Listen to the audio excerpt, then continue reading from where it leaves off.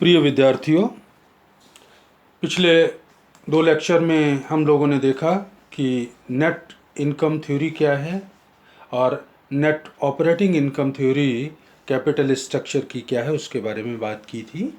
आज हम लोग बात करेंगे एमएम थ्योरी। एमएम थ्योरी का मतलब Modigliani and Miller theory of capital structure.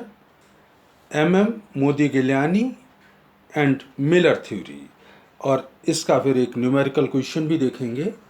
तो MM theory, Modigliani Miller का जो सिद्धांत है वो जब कॉरपोरेट टैक्स को ध्यान में नहीं रखते हैं तब तो ये नेट ऑपरेटिंग इनकम थ्योरी के समान होता है, और जब ऑपरेटिंग टैक्स को ध्यान रखते हैं तो जो पहले वाला डेविड डूरेंट का सिद्धांत था नेट इनकम थ्योरी, उसके समान मानते हैं। तो दोनों ही स्थितियों में एमएम थ्योरी क्या कहती है वो अपन देख लेते हैं। तो पहला point, MM theory in absence of corporate tax. Corporate tax की अनुपस्थिति में मोदी गिलियानी मिलर सिद्धांत।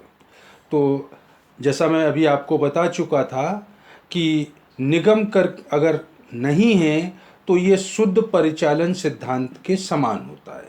इस सिद्धांत के अनुसार संस्था की पूंजी संरचना में परिवर्तन से संस्था की समस्त पूंजी लागत और संस्था का कुल मूल्य जो होगा वो अप्रभावित रहेगा। इसका कारण ये है कि ऋण पूंजी समता पूंजी से सस्ती होती है, लोन सस्ता मिलता है, तथा पूंजी संरचना में ऋण के अधिक उपयोग से समता अंशधारियों की रिटर्न में वृद्धि के कारण समता पूंजी की लागत में वृद्धि होती है, तथा इससे ऋण की कम लागत का लाभ जो है वो समता पूंजी की लागत में वृद्धि से ऑफसेट हो जाता है, वो प्रतिसंतुलित हो जाता है।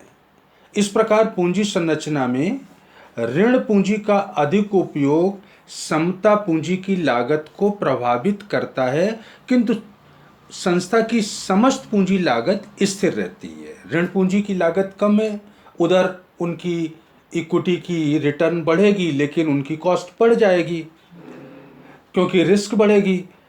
तो किसी संस्था की पूंजी संरचना में ऋण पूंजी का एक निश्चित सीमा से ज़्यादा अगर आप उपभोग करेंगे तो संस्था की वित्तीय जोखिम बढ़ जाएगी और इससे ऋण पूंजी की लागत बढ़ेगी।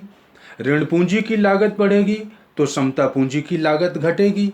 इस प्रकार ऋण और समता पूंजी की लागतों का बैलेंस हो जाएगा। तो मोदी गिलानी का जो सिद्धांत है वो संस्था के कुल मूल्य निर्धारण में संस्था की ऑपरेटिंग इनकम पर फोकस करता है, मुख्य तत्व मानता है। तो ये सेम उसी पैटर्न पे काम करती है जिस पैटर्न पे नेट ऑपरेटिंग इनकम थ्योरी की बात की थी। और अगर मोदी गिलियानी का यही सिद्धांत टैक्स या कॉरपोरेट टैक्स की प्रेजेंस है तो जैसा कि आपको मैंने बताया तब ये नेट इनकम थ्योरी के समान काम करती है। तो स्क्रीन पे आप देख रहे हैं MM theory in presence of corporate tax. इसमें इन्होंने माना है कि यदि कोई संस्था पूंजी संरचना में ऋण पूंजी का उपयोग करती है तो संस्था की समस्त लागत कम होगी और संस्था का मूल्य उससे बढ़ेगा। साथ ही ये भी कहा कि अगर संस्था में लीवरेज मौजूद है, लीवरेज का मतलब फिक्स कॉस्ट वाली कैपिटल मौजूद है, तो लीवर्ड जो संस्था होगी उसका मूल्य बिना लीवर्ड अनलीवर्ड वाली संस्था के मूल्य से अधिक होगा, क्योंकि हम जानते हैं जो लीवर्ड वाली संस्था होगी वहाँ पे डेट कैपिटल यूज़ की गई होगी और इनकम टैक्स के असेसमेंट में इनकम टैक्स की कैलकुलेशन करते समय ब्याज को कटौती योग्य व्यय मानकर घटा दिया जाता है, जिससे आपको टैक्स की सेविंग होती है। तो अगर उत्तोलक का उपयोग कोई संस्था करती है, स्थिर लागत वाली ऋण पूंजी का उपयोग करती है, तो उसका जो मूल्य होगा वो अनलीवर्ड वाली संस्था के मूल्य से अधिक होगा। तो ये उसी पैटर्न पे काम करती है जिस पैटर्न पे नेट इनकम थ्योरी काम करती है। कंप्यूटेशन अगर वैल्यू ऑफ फर्म का करना हो तो हम कुछ इस तरह से करेंगे। दो स्थितियां होंगी, वैल्यू ऑफ अनलीवर्ड फर्म मतलब स्थिर लागत वाली पूंजी का उपयोग नहीं कर रही है संस्था, और बी पॉइंट में मैं बात करूंगा वैल्यू ऑफ लीवर्ड फर्म जहां पर स्थिर लागत वाली पूंजी का प्रयोग किया जाता है।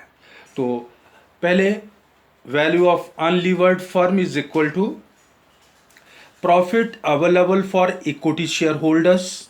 इक्विटी शेयर होल्डर्स के लिए जो उपलब्ध लाभ हैं डिवाइड कर दीजिएगा उनको इक्विटी कैपिटलाइजेशन रेट, समता पूंजीकरण की दर।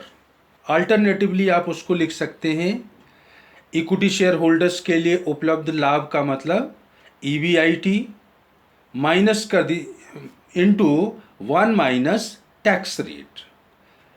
अगर अनलीवर्ड संस्था है तो इंटरेस्ट तो होगा नहीं, तो वो घटाने की ज़रूरत नहीं है, तो EBIT में से टैक्स जो है वो कम हो जाएगा और डिवाइड कर दूंगा इक्विटी कैपिटलाइजेशन की रेट से। अनलीवर्ड संस्था है, स्थिर या फिक्स्ड इंटरेस्ट वाली कैपिटल का प्रयोग नहीं करती है, तो EBIT आप बोलें चाहे उसको profit available for equity share holders बोलें, दोनों ही एक ही बात है।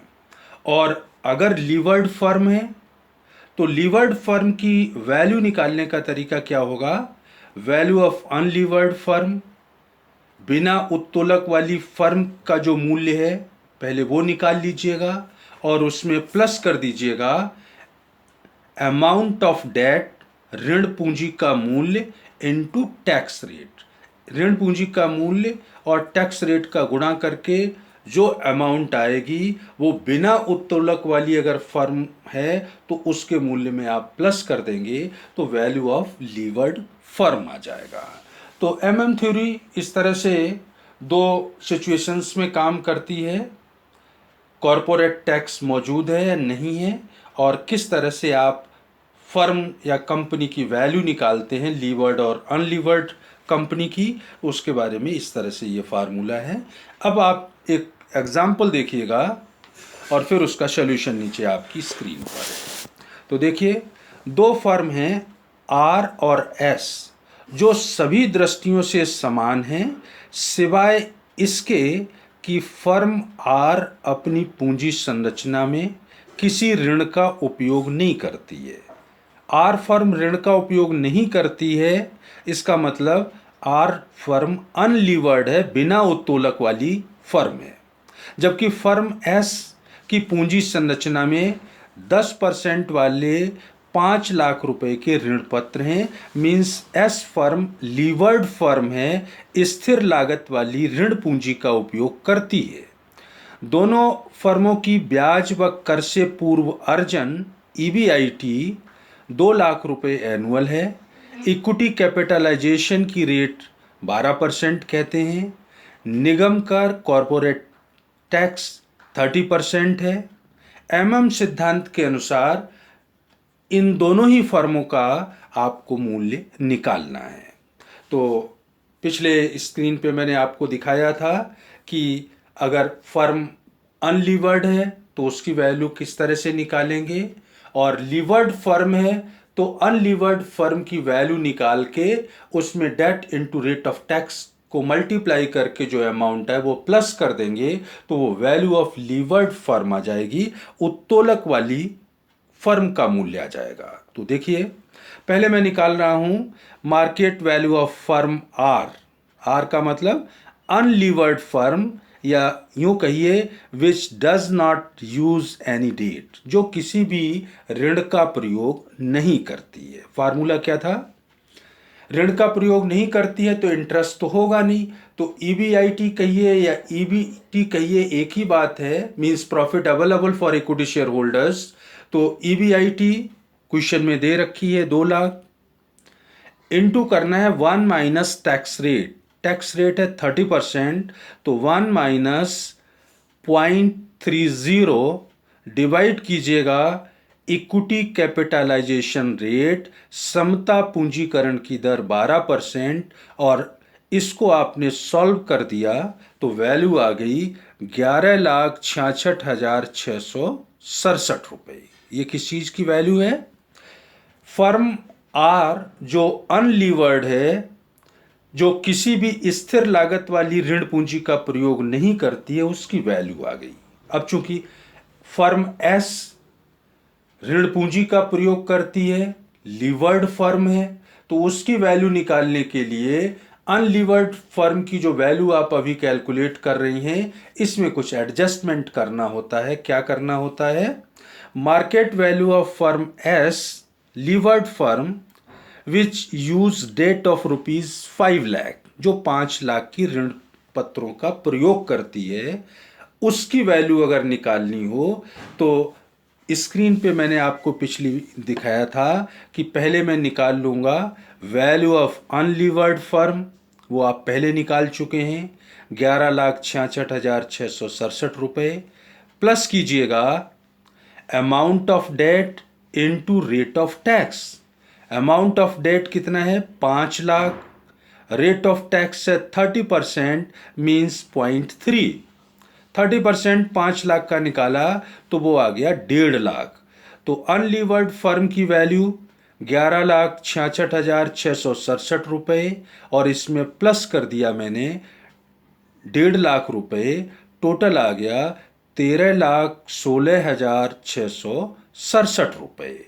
तो मोदी गिलानी मिलर का जो सिद्धांत है, उसमें आपने देखा कि 2 स्थितियां होंगी। कॉरपोरेट टैक्स को हम अगर ध्यान नहीं रखते हैं तो नेट ऑपरेटिंग थ्योरी के समान उसी कंसेप्ट पे वो काम करते हैं, और अगर टैक्स को ध्यान में रखते हैं तो नेट इनकम थ्योरी के समान होता है। किस तरह से आप इस सिद्धांत के अनुसार फर्म की वैल्यू कैलकुलेट करते हैं, वो मैंने आपको इस एग्जाम्पल से एक्सप्लेन किया है।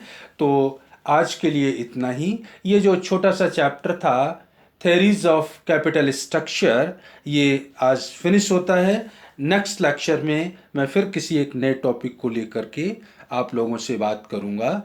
फिलहाल इतना ही। Thank you.